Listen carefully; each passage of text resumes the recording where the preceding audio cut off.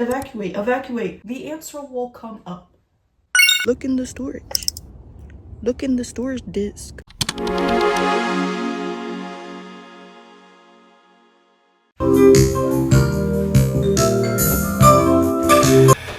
Hello guys. It has been a minute, but we are here. Welcome to this video. I got some tea to spill for you guys of my own exploration of my mind, insights when it comes to the subconscious. So let's get right into it. But yes, I've been exploring my subconscious, and what I'm finding is wild. Honestly, magical at the same time. How our mind works, how our biology, physiology, human behavior works. It's like the subconscious truly is a gold mine to understanding the roots and origins of your greatest desires, your fears, where shame comes from, where guilt comes from, how you perceive your reality, how you perceive yourself. Like, it's all stored in your subconscious and is the program of your day-to-day life. And if you don't know, the conscious mind apparently is 10% of your mind and the subconscious is the other 90%. So the subconscious really is operating everything. I also have a hibiscus tea with some apple cider vinegar and lemon. It is hot. So I have a very funny story. Just a few weeks ago, I traced back where my internalized shame came from. It's something that happened 15 years ago. 15 years ago. It's really different with everybody, like why we shame ourselves and where it comes from. I was sitting on my porch. I was realizing this thought came up that kept coming up in my mind where I was like, oh, that's stupid, that's so cringe. Whenever I was talking about like myself, those thoughts came up like repeatedly, and obviously I wasn't feeling too good whenever I listened to those thoughts. Oh, that is so stupid, that is so cringe. Are you fucking crazy? Are you stupid? I was so indulged into it, like I usually do, like whenever I have those shame thought loops. Whenever I stopped indulging into those thoughts that repeatedly came up all my life, and I started to become aware of the thought, I'm like, where is I'm stupid coming from? Where is that's so cringe coming from? Where are these thoughts coming from? I identified those thoughts as, oh, that is a frequency of shame. This is literally what shame is. Ridiculing yourself like on repeat all day, every day, for whatever reason. It can be the smallest of things for me where I just shame myself for it. But I asked myself, where is this shame coming from? What's the origin of this shame? Where did the roots start? I always give myself stillness and a moment of, allowing things to come up. I found this very powerful for me. Like, whenever you ask, you shall receive. If you literally ask your body a question, the answer will come up. It just surprises me every time. Not even 2 minutes later, I kind of forgot that I even asked the question of where the shame came from at first. And this memory came up. 6 years old, in first grade, at recess, on the playground, my stomping ground. I remember this vividly. I don't remember all the details, but I was there. I was with some of my classmates, some of my friends. One of my classmates was crying because there was a ladybug that was like on her or like somewhere else, and it was like scaring her. So random, but because of her reaction, I killed the ladybug. And then after I killed the ladybug, she started like screaming like, no, why would you do that? Why would you kill the ladybug? And then I just remember like this shock, like fear feeling in my 6-year-old body. I was like, oh. I'm not even sure if that's how the story plot went, regardless of if she was scared of the bug or not, or if I just killed the ladybug just because I could. The definite, memory was I killed a ladybug and I got a negative reaction. I internalized this shame, and even the voice of, why would you do that? No, no, no. Everybody just walking the opposite way from me. The way that the subconscious implants seeds of beliefs is because you record things, you record the emotion that happens in the experience. The experience doesn't matter, but whatever you feel at the experience will be linked together in your subconscious for until you recognize it or become aware of it. Like, it's just stored and programmed into you. Everything truly is a program that originated in the minds, and somehow, someplace, these programs are a illusion in the first place. It's kind of like a computer. Like, you download these things and we hold on to it. We might as well look in the file, look in the storage, look in the storage disk. It's kind of funny now as an adult, like, the situation wasn't that serious, but of course to like a 6-year-old, it felt like the world was ending. Like, your classmates are just acting different around you. They're saying, no, why would you do that? It's like, it's scary. It's scary. These experiences, you store these very intense emotions. PSA, if you haven't liked, comment, or subscribed yet, you must do it now. No. From the ages of conception to 7 years old, that is the prime time to be programmed. As a kid, you don't know what's going on. You just get all this information. Obviously, as a kid, we don't have all the resources and tools to understand the whole scope of what's happening. Whenever I was on the porch like a few weeks ago and this memory popped up after I asked my subconscious this question, I was like, why would I carry this from the age of 6 all the way to now 22? And it kind of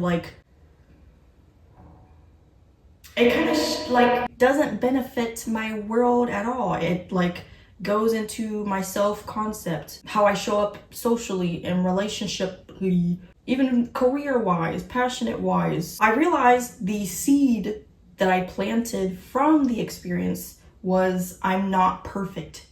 This belief that I've carried from this experience and even other experiences that have happened, being aware of these concepts in your subconscious, it's like, wow, no wonder I act this way. No wonder I see my reality this way. No wonder I get scared by group dynamics, get scared when I'm in front of a group of people or speaking to people, or mistakes and failure.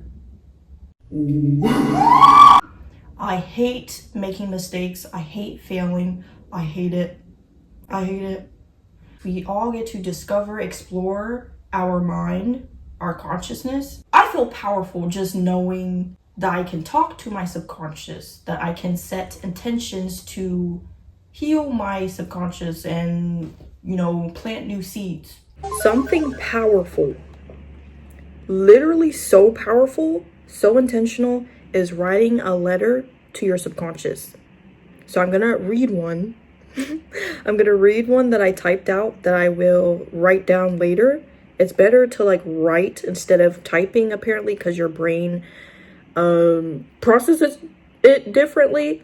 I'll have to do some research on that, but here's what I wrote after I realized that my subconscious was just built to protect me with every seed, every root, every belief, everything. So here's what I wrote. The subconscious, wow, a driving force of love. The subconscious is lit up by love.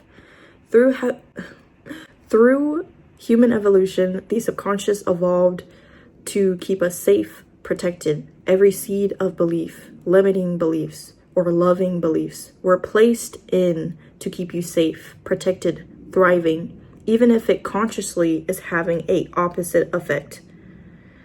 Thank you for protecting me, subconscious. There are seeds of belief that have roots of I'm not enough, I'm not perfect, from experiences I had when I was very little. I know these are in place to keep me safe, protected, alive when it came to abandonment, rejection, threats, failure. But these beliefs and roots are not protecting me anymore. Those limiting beliefs based on social survival are no longer helping me. People are not threats to me any longer.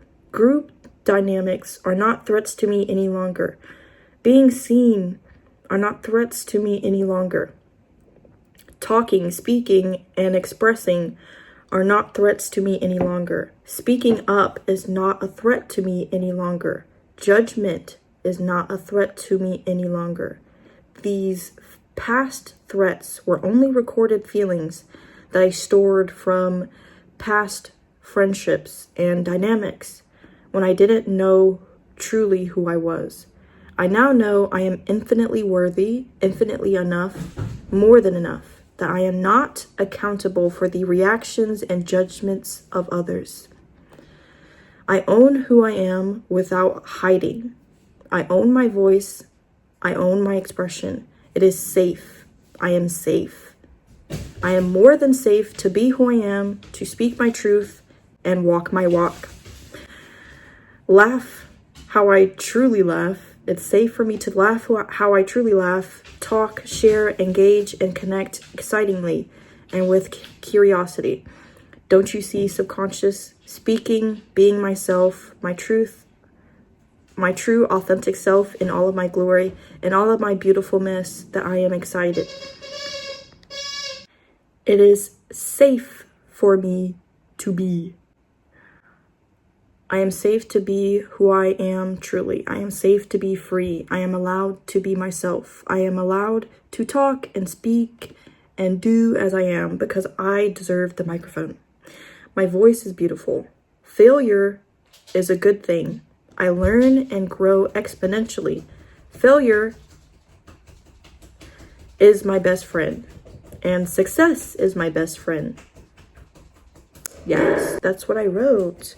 And I also affirmed and claimed that I am the master of my subconscious. I am the master of myself. So when you write these letters to parts of yourself that literally stores things in your body, in your mind, that's powerful.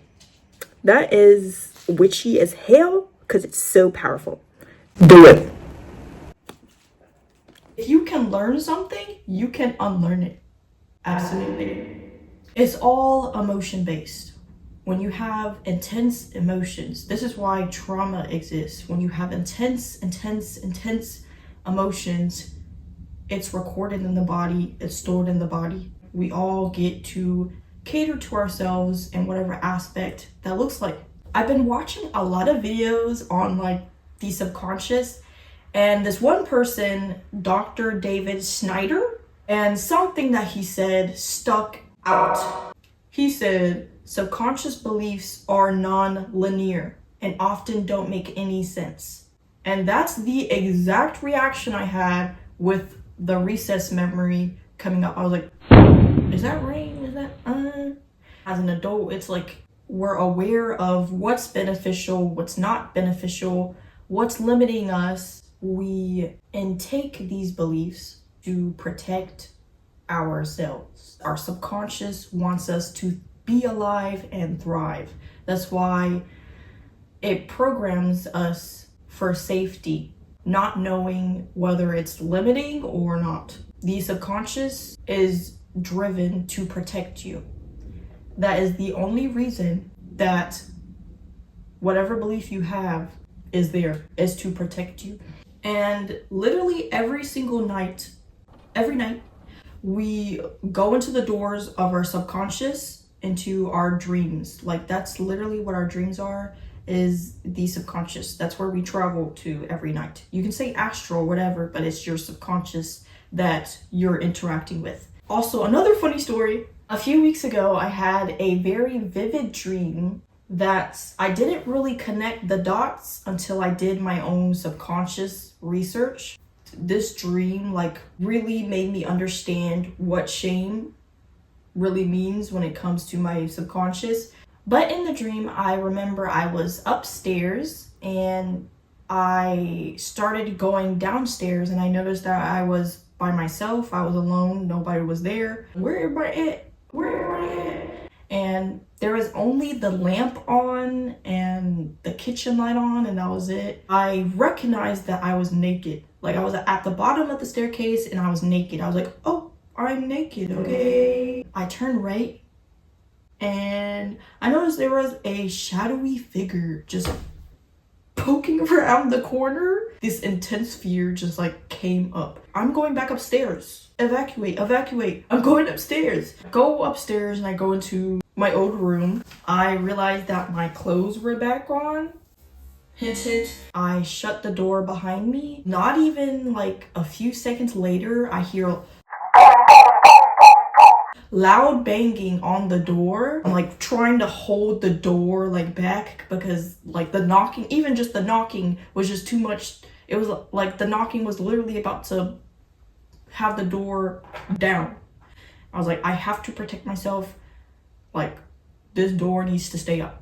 This knocking was so loud. I realized it was a authority figure and they were like screaming really loud. Yo. It was scary. That's really what I can remember from it. I don't really have like night terrors often or like dreams that like wake me up and like shake me up. But this one like shook me up. After the dream, I was really trying to interpret this dream and I realized I really couldn't. I didn't understand this dream at the time. Doing my subconscious research, I realized that this pattern of shame has been prominent in my life, in my early childhood. Like how I shamed myself, even isolated myself because of shame. It's from different experiences and like internalized beliefs and ideas that I took on, voices of shame that I took on. This dream was literally what shame was in my subconscious. Noticing that I'm naked and this shadowy figure is like looking at me, peeking around the corner at me, and I feel this intense fear, this vulnerability that I feel, you know, being perceived. The shadowy figure was shame itself. Ran upstairs, back in my room, and I was clothed again. In my childhood, I always isolated in my room. That's where I felt safe. Even in the Bible, where Adam and Eve, what happened? They realized that they were naked and they didn't want God to see them. So they like hid themselves with leaves and stuff. That is shame. And shame is considered the lowest frequency that somebody could feel. Shame. It literally changes how you show up. It changes how you are. It changes who you are. It changes everything. It changes your worldview. When I noticed this in my own life, I'm like, wow, I made a whole 360 world based on shame. But here's the thing, we get to create a new world. I am a new world. I am a whole universe within itself. Like it's totally fine.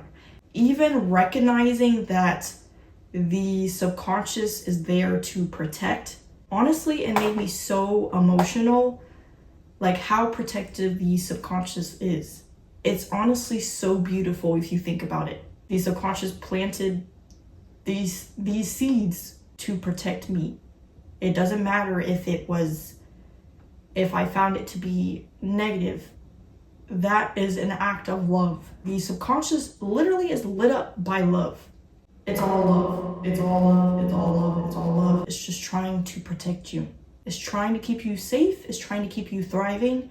But it's our responsibility to recognize when it's not doing its job in our own thriving, in our own prosperity. We get to speak to our subconscious, speak to ourselves, speak to our inner child, reparent ourselves, and create a dialogue of change and transformation that literally you could build a whole new life. It's just so loving. It really is. You could talk to your subconscious. It will give you the information. So for you, here's your task. Here's your homework. ask your subconscious something before bed, or even just ask your subconscious something during the day, trust it is gonna come up, I promise. And just be open, be aware. That's all you need to do. This protection that has been gained through human evolution, the subconscious was just built to protect us, built to keep us alive. Everything within your subconscious, even the most scariest thoughts, the most scariest things, is built to protect you. Everything else of, oh, this belief is keeping me in a cage, it's limiting me, it's doing this, it's doing that. That is a level of awareness that you have gained, and you get to take that information and use it with your will. And that's powerful. We are all powerful within ourselves. The power within, the power within. The power within, the power within, the power within, the power within, the power within, the power within. There's so much power within our mind, within the mental. That's where everything starts. This three-dimensional world that we're living in comes from higher levels of thinking, of being, embodying, even like our imagination. The brain doesn't know what's imagined or what's real, quite literally. Even with my own inner child, I'm still exploring that, of course. All of us are. We're literally all children in grown suits. I really hope that me talking about my own fears, my own, journey with discovering and exploring myself allows you to do the same with yourself, with more compassion for yourself, more love. Give your inner child more love. Give yourself a hug, because I know that we all need it. We're cheering to empowerment, prosperity, healing. You guys comment down below if I said anything that empowered you or said something that resonated with you. I really love you guys. Go ahead, like, comment, subscribe, turn on the post notifications, and also go subscribe to my Substack. I'm finding that I love to write and really conceptualize deeper these thoughts that I have and insights. So yes, I love you guys so much. I will see you guys next time.